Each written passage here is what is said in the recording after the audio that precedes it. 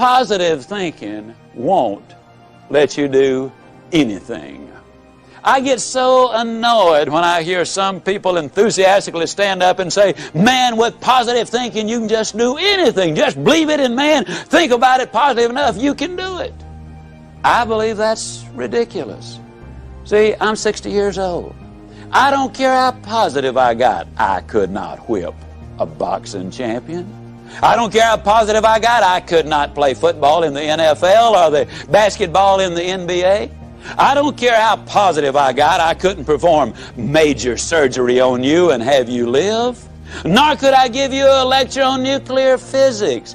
Positive thinking won't let you do anything, but it will let you do everything. Better than negative thinking will.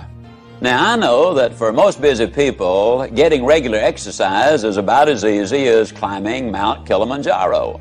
But it can be done. You've just got to have a plan. You've got to set some goals, because it's just as difficult to reach a destination you don't have as it is to come back from a place you've never been. Unless you have definite, precise, clearly defined goals, you will not realize the maximum potential that lies within you. And this applies to every aspect of your life, not just to exercise. Now, here's some steps you can take towards that end. First, identify your goals, and next, set a deadline for reaching them. Make a list of obstacles you have to overcome to reach your goals. Identify the people who can help you overcome those obstacles, and make a list of skills you have and those you need to achieve your goals, and then develop a plan. Now, a word about goals themselves. There are 7 different kinds of goals. There are physical, financial, spiritual, career, family, mental, and social. And these 7 types of goals share several characteristics. First, to be effective, they must effect change. We must have some big goals, because thinking big creates the excitement necessary for accomplishment. Second, you must have some long-range goals so that short-range frustrations don't stop you in your tracks. Occasionally, circumstances do arise that are beyond your control, and oftentimes obstacles such as market changes, sickness, accidents, or family problems can be pretty intimidating. But by keeping your eye on the prize, you will find that the excitement of winning that prize will carry you through the tough times. Third, if you don't have daily objectives, you qualify as a dreamer and not as a doer. Dreamers are fine, provided they build foundations under their dreams by working daily towards them. Often, the difference between the great and the near great is the awareness that making it big means working every day towards our long-range objectives. And 4, your goals must be specific, not vague or general. If you want a new home, for example, know every detail of that house. How many square feet, number of rooms and bathrooms, the shape of the living room, the type and kind of lot, its location. If it's a car you're dreaming about, picture the make, the model, the color, and every option you want it to have. You see, if you want to reach your goal, you must see it, be able to smell, to touch, and to taste it. Know how it looks and what it feels like in your own mind. Before you can reach that goal, you see, it is true that whether you think you can or think you can't, you are generally right. Step number 6, you need to feed your mind with the good, the clean, the pure, the powerful, and the positive. Let me ask you a question. If I were to come into your living room one day with a pail of garbage and dump it on your living room floor, what do you think you'd do? I bet I can answer the question. You would either get your gun and say to me, now, Ziglar, I'll bet you can clean that up. Or you'd get on the telephone and you'd call the police. Or you'd whip me as long as I was there. Those are things you would probably do. I mean, and then for months you'd be talking about this crazy guy came in my home, dumped garbage on the floor, ought to shot him. As a matter of fact, I wish I had. But we could clean the garbage up off your living room floor. But what about the garbage that we dump in our mind every single day? Einstein said that it takes 11 correct inputs to overcome one incorrect input. And a lot of the things which go in our minds and in our children's minds is not a thing in the world but pure garbage. I would ask you to do this. Evaluate what you read and what you view. Evaluate it in this light. Will this really help me to accomplish my objectives in life? Or is this going to be a deterrent to me accomplishing my objectives in life? Remember, you're what you are and where you are because of what's gone into your mind. And you can change what you are, you can change where you are by changing what goes into your mind. Now, as you probably suspect, I'm an absolute enthusiast about the cassette recorder. I believe it's the most fascinating educational tool that we have in our country. I was a visiting scholar for the University of Southern California for 2 years. One of the things they discovered was that if you live in a metropolitan area and drive 12,000 miles a year, that in 3 years' time you can acquire the equivalent of 2 years of college education. You can learn virtually anything you want to know about finances, foreign languages, the Bible, how to set goals, how to close sales, how to plan your life. You can learn so many things while you're there in your car.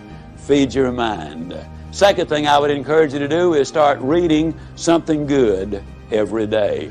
Did you know if you read 20 minutes a day and you're an average reader, that at the end of the year you will have read 20 200-page books, and that the average American only reads one good book a year? Think of what an advantage that will give you over the competition in whatever field you're in. Now, who does these things? Well, Mary Kay Ash of Mary Kay Cosmetics told me that she would never get in her car without a cassette that she could listen to while she was going somewhere. H.L. Hunt, worth $3 billion at his death, listened to cassette recordings until after he was 80 years old. Wallace Johnson, one of the co-founders of Holiday Inns International, over 80 years old, tells me he listens every day and reads at least 2 good books every month. Alan Bean, one of the astronauts who walked on the moon, told me that the astronauts on their way to the moon and back, and please understand, these people have the best self-images, the most clearly defined goals, the most positive mental attitude. They're the most confident, competent people as a group maybe that our country has. But these people were listening to motivational recordings on their way to the moon and back. And what a delight it is for me to be able to say that some of the recordings they were listening to were fantastic. You need to feed your mind. Now, a lot of times people say, yeah, you know, when I'm down in the dumps just a little bit, I really enjoy listening because it gives me a lift. Well, I'm glad to hear that, but let me give you the most surprising news maybe you've ever heard. It's good to listen when you're down. But folks, the ideal time to listen is when you're sky high. Let me tell you why. When you're down, sometimes you grab at straws, and sometimes you grab the wrong straw. Also, a lot of times, and here's the real benefit to listening, it triggers your imagination, stirs up all of the stored information which you already have in your mind, and a lot of the good ideas then come forth. But if you're too down to accept them, then you turn away the very best ideas of all. Listen when you're up. And then with those endorphins popping, and they do pop as a result of listening to good motivational recordings, when you listen then and new ideas pop in your mind, it generates even more excitement. Here's what we've discovered. You need to listen at least 16 times to get the complete message. That's the reason I say listen to this over 16 times, because you will get all of it then. It will become a part of you. Let me say it again. You probably have been in the process of making decisions right now. As you listen, you will make those decisions. But as you listen over and over, the decision changes to commitment. And once you've made the commitment, then you will seek the training which will make the difference, because that means behavior changes. And when you change behavior, then you start developing winning habits. And that's what this is really all about.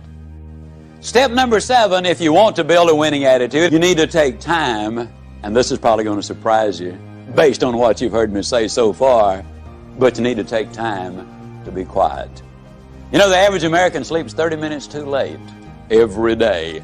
And when that opportunity clock does sound off, they hit the floor, in a dead run. They scoot past the kiddies' room on the way to the kitchen. They bang on the door and they say, "Get up, kids, we got to go to school. Now, I don't have to tell you again. We were late yesterday morning. Don't want it to happen again." And they scoot on back to the kitchen. They plug in the coffee maker in the toaster. And on the way back by the kids' room, they bang again. "Now, what I tell you, not going to have to tell you again." They scoot in. They get dressed real fast. They shave and apply their makeup. And by then, the kids are up. They rustle them into the den, and they set a bowl of cereal in front of them, turn the television set on, running their mind and their body all at the same time. They gulp their breakfast down, they hop in their car, and woe be to that person who dares to pull in on them when they've got the traffic jump on them. It will be too bad for them if they do. They hustle down, they drop their kids out, they rush on down to their work, and they're busy all day, and in the evening they come home and repeat that process, and by the time they get ready for bed, after watching 3.5 hours of television, they are exhausted.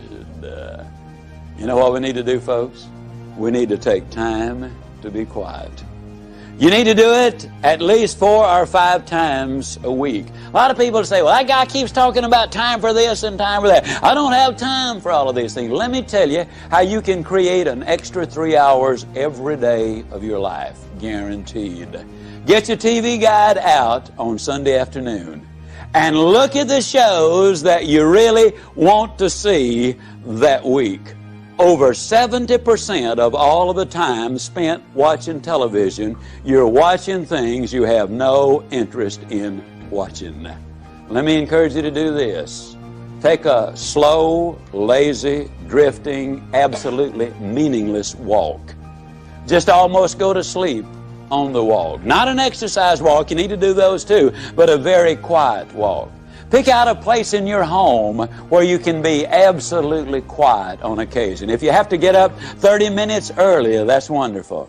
I don't know why, but I seem to wake up earlier in the winter months than I do in the summer months. And when I get up, it's pitch dark. I have a nice little office. I go in there and I turn on the gas log. And I sit there. And every time I do that, without exception, I have the most exciting day of my life. I simply run through my mind the things I'm going to be doing.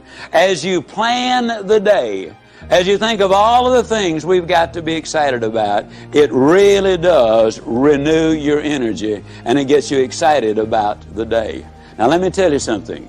This is going to be one of the toughest things you'll ever do. When you sit down saying, "Well, I'm going to sit perfectly quiet for 20 or even 30 minutes, you will think of 2,868 reasons or things that you've got to do. You try to decide, do I raise the window or lower it? Do I turn the heat up or down? Do I cut the air conditioner off or do I turn it more full blast? Do I really need to go to the bathroom? Am I going to get me a cup of coffee? What is that noise against the outside? Maybe I better check up on that." Resist the temptation. Spend a few minutes in quiet, reflective thought. It does make a difference. Take time to be quiet. Step number 8, take time for those you love.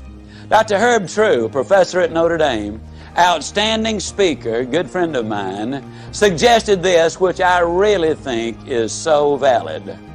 Frequently, every 2 or 3 months, you should close your eyes and visualize that everybody whom you love, really love, were suddenly, completely, totally, and forever taken out of your life.